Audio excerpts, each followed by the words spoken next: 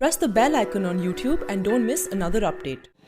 केंद्र सरकार द्वारा जो तीनों कृषि कानून लाया गया है, तीनों को वापसी को लेकर किसान आंदोलन कर रहे हैं और आज किसानों के द्वारा भारत बंद का आह्वान किया गया। ऐसे में कई संगठनों के नेता यहाँ मौजूद हैं। सबसे पहले हम बात करते हैं राजद के, यहाँ एक नेता मौजूद हैं। बात करते हैं कि लगातार सरकार जो वार्ता कर रही है किसानों से, वो वार्ता का कोई परिणाम नहीं निकल रहा है, तो क्या आज भारत बंद का जो है असर केंद्र सरकार पर पड़ेगा क्या? जी, पड़ना ही है। देखिए, भारत जो है यहाँ लोकतंत्रात्मक शासन प्रणाली है और लोकतंत्र में जनता को किसी भी कानून की समीक्षा का अधिकार है। अभी जो किसानों के विरुद्ध ये कानून बना है, उसको लेकर के पूरे देश के किसान बहुत दुखी हैं, बहुत असंतुष्ट हैं, बल्कि समझिए जो उनकी आत्मा पर बहुत बड़ी चोट लगी हुई है। और यही कारण है कि किसानों के द्वारा जो आंदोलन किया जा रहा है, उसका करीब करीब अधिकांश राजनीतिक दल के लोगों ने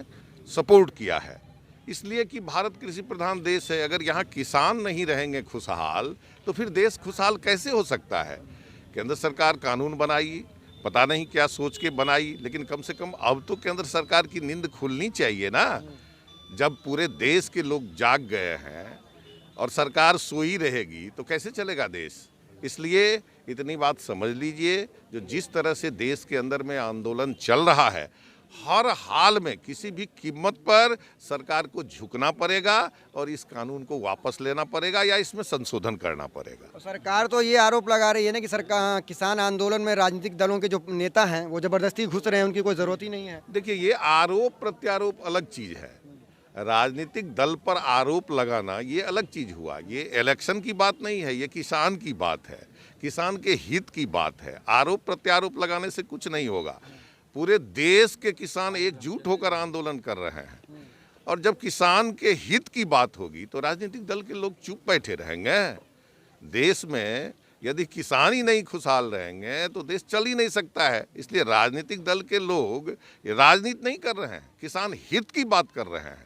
इसलिए उनका ये कहना कि राजनीतिक दल के लोग ऐसा कर रहे हैं, अगर ऐसी बात होती तो फिर वो सोचने को मजबूर क्यों होते? आप देख नहीं रहे हैं, सोचने के लिए वो मजबूर हो रहे हैं। और मैं आपको कह देना चाहता हूँ कि सरकार को घुटना टेकना पड़ेगा, इस कानून में परिवर्तन लाना होगा और किसानों की बात को सुनना होगा। 5 बार वार्ता हो चुका है, कोई परिणाम नहीं निकला और भाजपा के जो मंत्री के बयानों से अगर देखा जाए तो उनका भी ये मन नहीं है एमएसपी पर कोई विचार करने का, उनका जो है। देखिए, विचार तो करना ही पड़ेगा। आपको मैं शॉर्ट में बता देता हूँ, जो 3 कानून उन्होंने बनाया है, तीनों कानून के बारे में आम जनता के पास में ये मैसेज आ गया है। अरे भाई, कालाबाजारी को तो आपको रोकना होगा ना। यदि आप आवश्यक वस्तु भंडारण के लिए कोई सीमा नहीं करेंगे तो इसी तरह से सारे के सारे जितने भी बड़े कैपिटलिस्ट लोग हैं, सबको खरीद करके न्यूनतम मूल्य पर, वो भी सरकार द्वारा निर्धारित नहीं, मजबूर होकर के कम से कम कीमत पर जब किसान को अपना अनाज बेचना पड़ेगा, अपना उत्पादित जो सामान होगा वो बेचना पड़ेगा। और इस तरह से यदि बड़े बड़े कैपिटलिस्ट जितना चाहे करोड़ों टन स्टोर कर लें, अगर इस पर ध्यान नहीं दिया जाएगा तो कैसे होगा? आप ही सोचिए। फिर रही बात जहाँ तक फसल एग्रीमेंट की बात है या कॉन्ट्रैक्ट की बात है, तो आप एक चीज़ बताइए कि इसी मार्केट में एक ब्रिटानिया का पैक बिक रहा है।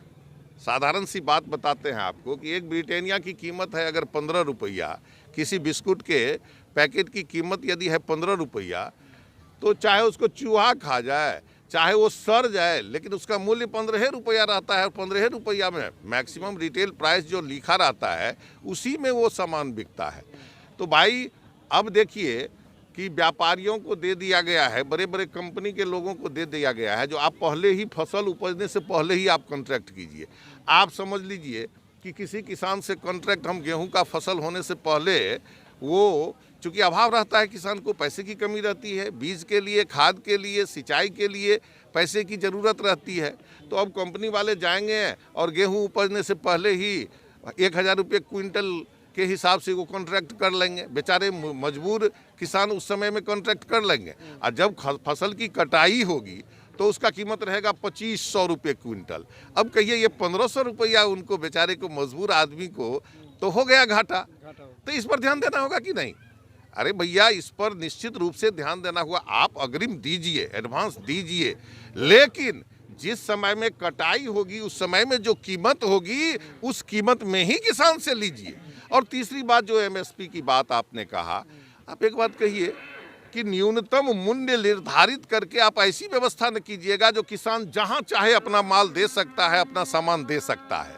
आप एफसीआई गोदाम के पास में सारे किसान अपना माल लेकर के जाएंगे, आप लीजिएगा नहीं। और जो न्यूनतम मूल्य है वो मूल्य दे करके आसानी ले करके किसान आसानी से माल दे नहीं सकते हैं, तो मजबूर होकर के बेचारे क्या करेंगे, 2500 रुपये क्विंटल के बदले में 1000-1200 में बेचेंगे और उसी को पहले 1000-1200 में व्यवसायी लेंगे और 300 रुपया बढ़ा करके जितने एफसीआई वाले हैं, पदाधिकारी हैं, वो उसको खरीद लेंगे, तो 1500 हुआ। और वो जो एमएसपी निर्धारित होगा उस पर मान लीजिए 2500 रुपये में वो अपना शो करेंगे, तो किसान को मिला 1000 और वो गया 2500 में। तो क्या कितनी बड़ी बात है, ये तो छुपी हुई बात नहीं है। और सबसे बड़ी बात है कि कन्फ्यूजन को दूर करना सरकार का काम है कि नहीं। अगर आज हमारे देश के पूरे देश के किसान कन्फ्यूज्ड हैं, किसी बात पर उनको शंका है, संदेह है, तो किस तरह से वो आश्वस्त होंगे, किस तरह से वो विश्वस्त होंगे, ये सरकार की जिम्मेदारी बनती है कि नहीं। इसलिए आपको मैं कह देता हूं कि आरोप लगाने के लिए वो किसी भी राजनीतिक दल पर आरोप लगावे, महागठबंधन के लोगों पर आरोप लगावे, आरजेडी के लोगों पर आरोप लगावे, हम लोगों पर आरोप लगावे, लेकिन इससे वो चाहेंगे बचना, वो नहीं बचने वाले हैं। इस बार उनको बैकफुट पर जाना ही होगा और इस कानून को बदलना ही होगा।